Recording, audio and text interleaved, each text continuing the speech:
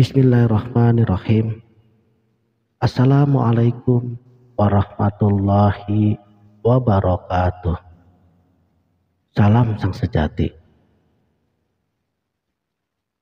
Para malaikat yang menyembah kepada Allah memberikan penghormatan satu sama lainnya dan mengakui bahwa hidup ini benar-benar baik.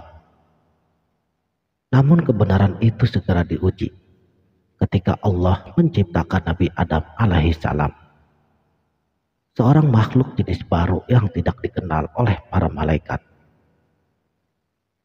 Begitu Allah meniupkan ruh ke dalam jasad Nabi Adam alaihissalam, kemudian Allah Subhanahu wa Ta'ala memerintahkan kepada seluruh malaikatnya untuk bersujud kepada Nabi Adam alaihissalam. Dari sini skenario itu dibuat. Iblis menolak untuk bersujud kepada Adam. Bukannya menunjukkan rasa hormat kepada makhluk yang baru saja Allah ciptakan tersebut.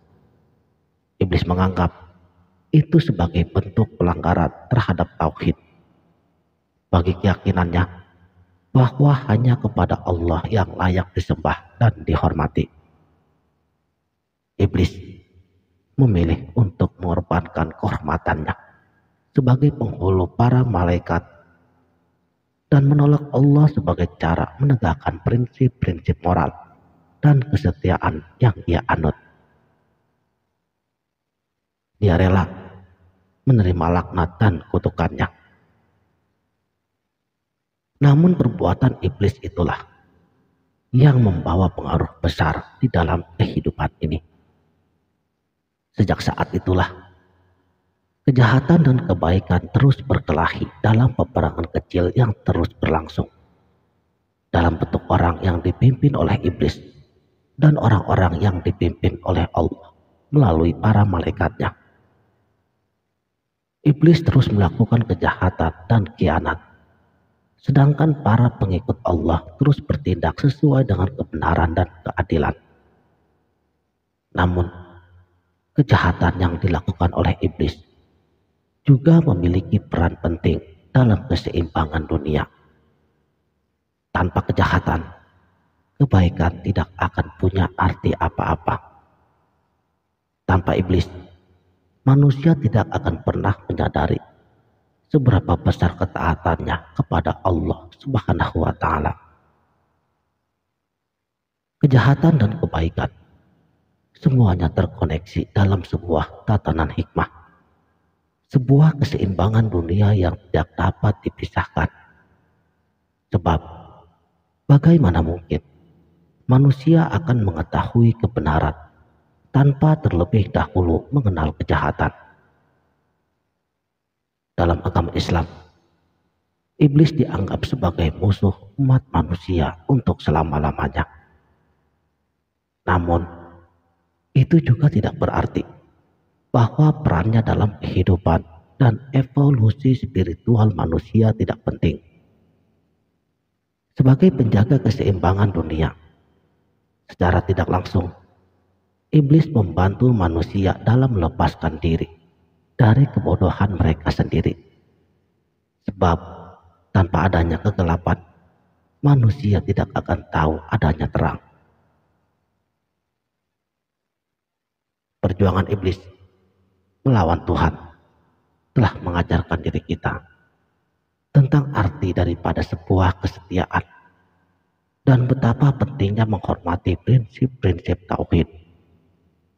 Melalui ini, kita telah memetakan garis kemampuan spiritual kita dan dengan demikian memiliki pandangan yang jauh lebih jernih. Kesetiaan apapun dalam prinsip tauhid, jika tidak dilandasi pada keikhlasan, akan sia-sia. Dan ambisi iblis yang tulus ketika di awal-awal penciptaan manusia, kemudian berubah menjadi ambisi yang rusak dan menyebabkan manusia tersesat.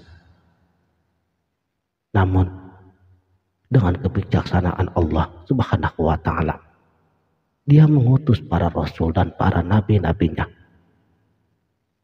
untuk menjadi pemandu manusia agar mampu mengatasi godaan iblis dan juga memahami esensi tauhid dengan jauh lebih baik. Pengaruh iblis dengan segala keburukan dan juga dosa-dosanya menjadi penting dalam menentukan keseimbangan dunia. Kita perlu memahami peran dia sebagai setan, tidak hanya sebagai musuh kita, tetapi juga sebagai subjek yang mengumpulkan semua rangkaian spiritualitas kita. Kita belajar dari kejahatan baik dan buruknya, dan itu tidak akan pernah berubah selama iblis dan para pengikutnya terus memimpin manusia dalam kegelapan. Saudaraku, sang sejati, keberadaan iblis dan juga perannya dalam keseimbangan kehidupan ini, kita melihat betapa pentingnya adanya kedua sisi mata uang yang saling melengkapi untuk menghasilkan keseimbangan dunia ini. Keburukan dan juga kebaikan, iblis dan malaikat, semuanya harus ada dan bertugas untuk memastikan kehidupan di dunia ini tetap dalam keseimbangan. Keberadaan iblis dengan semua dosa dan keburukannya adalah sebuah keniscayaan dalam sebuah tatanan kehidupan yang sempurna. Kebajikan pun tidak memiliki arti tanpa adanya keburukan. Begitupun sisi baik akan kehilangan nilai dan maknanya tanpa sisi kejahatan. Kita harus mengetahui dan memahami posisi iblis sebagai musuh kita, namun juga sebagai subjek yang sangat penting untuk mengawasi dan menjaga keseimbangan dunia ini. Iblis tidak hanya menjadi penghubung antara kejahatan dan kebaikan, melainkan sebagai pengingat akan kepercayaan dasar bahwa hanya Allah yang layak disembah dan layak dihormati. Oleh karenanya, kita harus memahami peran iblis dan mengenalinya dengan lebih baik. Iblis bukanlah musuh yang harus kita benci, tetapi sebagai mitra untuk membantu kita memperoleh pandangan yang lebih luas dalam hidup ini. Dalam pandangan agama Islam, kita dituntut untuk selalu mendekatkan diri kepada Allah Subhanahu wa Ta'ala dan memperoleh keberkahan darinya, rahmatnya dengan cara yang Allah sukai, mengerjakan perintahnya dan menjauhi segala larangannya. Selain itu juga, kita harus belajar dari kisah-kisah tentang iblis dan mengambil makna yang positif untuk terus mempertahankan kepercayaan kita saat kita dihadapkan dengan berbagai tantangan dan rintangan dalam hidup ini. Kita diharapkan untuk terus menjaga keseimbangan dunia dan menghindari segala bentuk kejahatan yang merugikan diri kita ataupun diri orang lain. Jadi kesimpulannya, keberadaan iblis dan juga perannya dalam kehidupan kita itu sangat penting, karena ia menjadi bagian dari sebuah tatanan kehidupan yang melibatkan berbagai sisi baik dan sisi buruk yang saling melengkapi.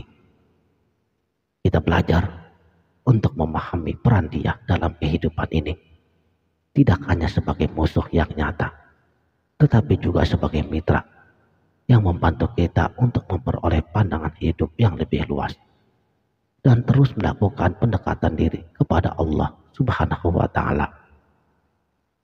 Sekianlah, terima kasih telah menonton. Sampai jumpa di video berikutnya. Wabillahi taufiq wal hidayah. Wassalamualaikum warahmatullahi wabarakatuh.